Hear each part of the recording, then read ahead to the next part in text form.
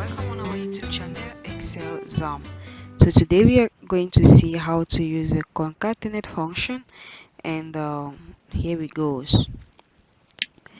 In order to use a concatenate function, just know that a concatenate function in Excel is one that permits the user to join two different cells in order to form a particular character.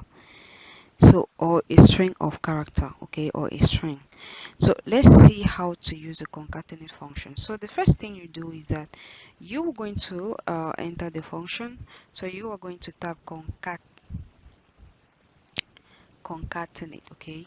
So as you type concatenate, you are going to select the first cell you wish to include, and might be you need a space before the name, or before the fact that might be he had passed, okay.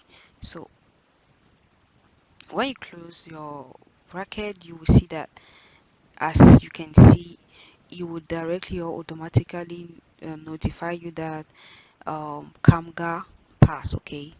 So if you want to say, for example, Kamga has passed, you will just have to include another row or another column here to say, or to include has, meaning you have Kamga has passed, okay. So this is just how you can use a concatenate function. I hope you guys love the video.